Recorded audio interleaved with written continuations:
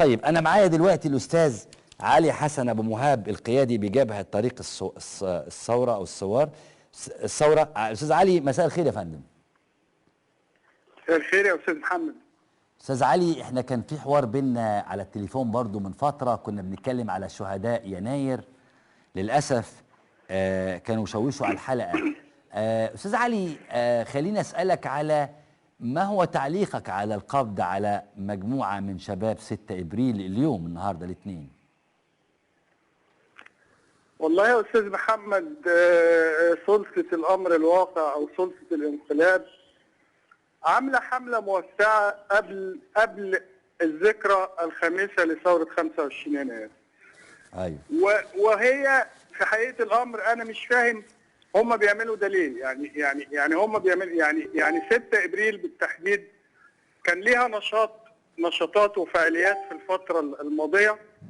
اتكلموا كتير عن السيسي وعن مساوئ حكمه وعن فشله وعن واخيرا عملوا استفتاء على وجوده او رحيله وحاجه زي كده، وبالتالي هم يعني بداوا ينشطوا في الفتره الاخيره بشكل كبير، وبالتالي السلطه ارادت اخماد هذا الصوت تماما، صوت 6 ابريل والشباب 6 ابريل الثوريين. طب ما انت بتقول قبل، وبالتالي هو انت بتقول عمال يقبض على الناس، عمال يقتل في الناس، عمال يخطف قصر. وبعدين على فكره حمله الاعتقالات مش قاصره على 6 ابريل بس، ناس كتير جدا جدا اتقبض عليهم في الفتره الاخيره، وناس كتير جدا اختفوا. واهو النظام شغال قبل 25 يناير، عنده تخوفات كبيره من 25 يناير طبعا، وبالتالي هو بيحاول يخمد المساله وبيحاول يحلنا الى الاستجداء بقى، لنرفع شعارات افرجوا عن المعتقلين، الحريه لفلان وفلان وفلان وفلان، يحلنا بعيدا عن الهدف الاساسي والهدف الكبير بتاعنا وهو اسقاط هذا النظام. واحنا بنقول له مش هنستجديك دول رجاله، شباب رجاله وثوريين ومحترمين،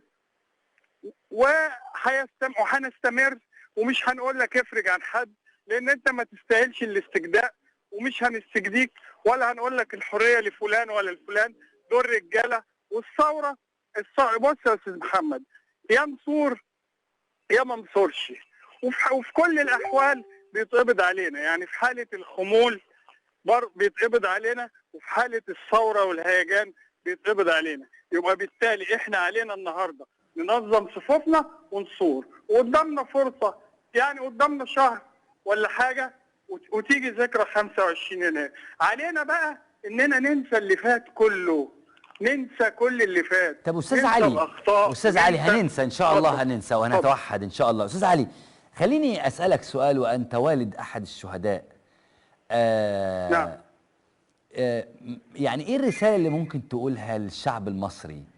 رساله من والد شهيد لم ياخذ حقه حتى هذه اللحظه. ايه الرساله اللي ممكن تقول لها، خاصه انه في ناس تقول لك خليني عايش جنب الحيطه، خليني اعيش يا عمي، خليني متكعبل في حياتي اليوميه وفي الدروس. ايه الرساله اللي ممكن توجهها للناس دول؟ الرساله اللي ممكن اوجهها لهم، اقول لهم الشباب دول اللي ماتوا وفقدوا حياتهم عشانكم، والشباب اللي بيتقبض عليهم وبيترموا في السجون وبيموتوا تعذيبا والما وظلما بيتعذبوا عشانكم.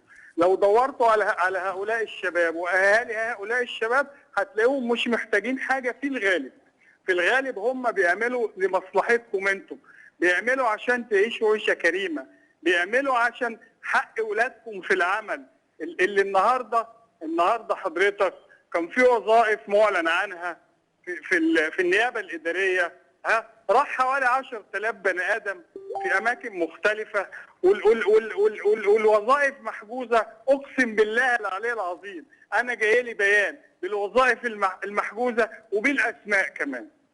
اتفضل حضرتك. فانا بقول للناس صوروا من اجل حياتكم، مش عشان حد ومش عشان حاجه، عشان عيشه كريمه. اذا كنتوا انتوا فرطتوا في كرامتكم وفرطتوا في حرياتكم وقلتوا نعيش جنب الحيط، فاولادكم مش هينفع يعيشوا جنب الحيط ولا ينفع يعيشوا عشقكم.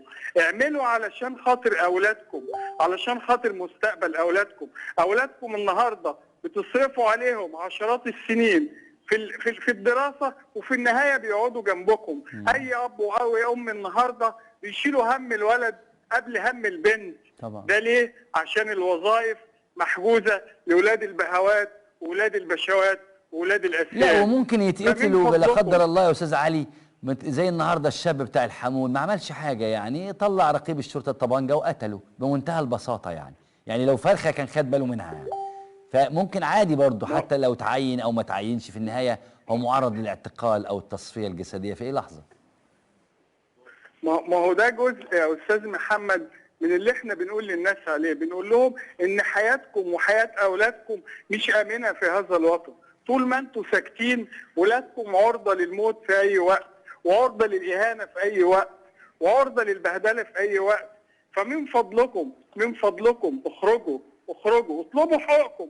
انتوا مش هتطلبوا غير اكتر من حقوقكم الضايعه المسلوبه بقالها اكتر من 60 سنه. اطلبوها، اخرجوا قولوا يسقط حكم العسكر على مدار 60 سنه. دمروا الاخضر واليابس في مصر، دمروا الشخصيه المصريه. ورسالتي بقى للنظام بقول له الثوره شغاله. اوعى تفتكر بقتلك للشباب وسجنك للشباب انك انت بتخمد الثوره. بالعكس، الثوره موجوده يا استاذ محمد على القهاوي كل يوم، الناس بتتكلم وبتتخانق مع بعض. الثوره موجوده في الجامعات، الثوره موجوده في المؤسسات، الثوره موجوده داخل البيوت. حاله الانقسام المجتمعي الموجوده الان هي اكبر دليل واكبر تاكيد على ان الثوره موجوده. وطول ما الحاله دي موجوده الثوره موجوده. ان ما كانش في 25 يناير هيبقى في 25 فبراير و25 مارس و25 ابريل. واحنا مستمرين يا استاذ محمد، ومش هنفرط في حقوقنا تاني ابدا مهما كانت تمت. وعايز اقول للثوار ان مفيش ثوره ما فيهاش تضحيات. لازم نعرف ان احنا من اجل الحريه ومن اجل الكرامه ومن اجل حقنا في هذا الوطن لابد ان نضحي. ولابد ان نقبل بالتضحيات. استاذ علي، انا على الشاشه دلوقتي عارضين فيديوهات للتحرير ايام 25 يناير قبل التنحي. لما بتشوف الفيديوهات دي بتفكرك بيها يا استاذ علي؟ بتفكرني والله العظيم يا استاذ محمد برغم صعوبة الموقف اللي انا كنت فيه في هذه الفترة ولا زلت والله العظيم. بتفكرني باجمل ايام حياتي، بتفكرني بمصر بجد، بتفكرني بالمصريين بجد، بتفكرني الشعب الجميل، الشعب المتعاون. يا استاذ محمد انا عمري 54 سنة النهاردة. عمري في تاريخ حياتي ما شفت الفرحة في وجوه الناس، ما شفتش التعاون. فترة تلاشت فيها كل حاجة، تلاشت فيها الطبقية، كان الوزير والغفير واقفين جنب بعض، تلاشت فيها الديانات، كان المسيحي والمسلم بيساعدوا بعض، تلاشت فيها الايديولوجيات، كان اليساري واليميني واقفين جنب بعض، تلاشت فيها كل اشكال الاختلاف الموجودة. ليتها تعود يا استاذ محمد يا رب. وان شاء الله هتعود ان شاء الله. ان شاء الله يا استاذ، ان شاء الله يا استاذ مهاب. الاستاذ علي حسن ابو مهاب، بشكرك جدا جدا، وان شاء الله والله انا متفائل